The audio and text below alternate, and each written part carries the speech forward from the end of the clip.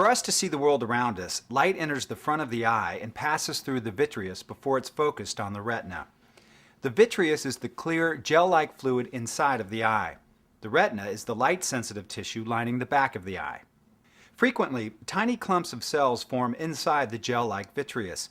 The shadows these clumps cast on the retina are what we perceive as floaters. They can appear as dots, circles, lines, clouds, or cobwebs in the field of vision.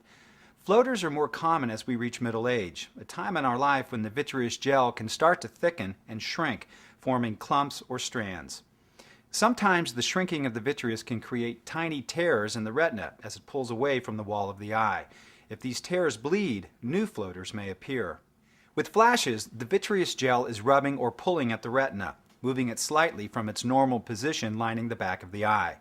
Flashes are flashes of light that appear in your vision intermittently and may be noticeable off and on for several weeks to months.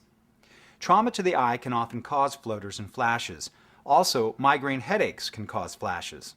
Floaters and flashes can also be caused by retinal detachment, a serious condition requiring immediate attention. Warning signs of a retinal detachment are flashing lights, a sudden appearance of new floaters, shadows in the side or periphery of your vision, or a gray curtain moving across your field of vision. These symptoms don't always mean you're experiencing a retinal detachment, but you should see your ophthalmologist right away.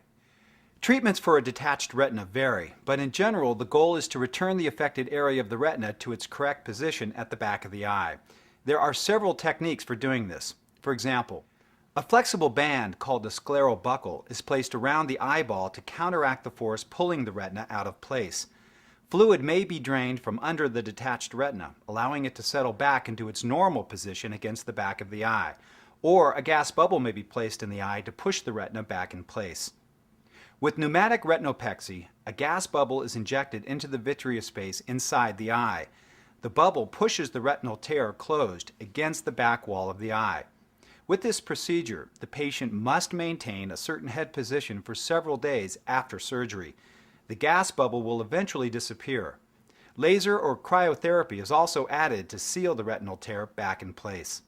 Vitrectomy is a surgery where the vitreous gel that is pulling on the retina is removed from the eye and replaced with a gas bubble. Over time, fluid naturally replaces this gas bubble. In select cases, silicone oil is used instead of gas. This usually requires a second surgery to remove the oil once healing has occurred. A vitrectomy is sometimes combined with a scleral buckle.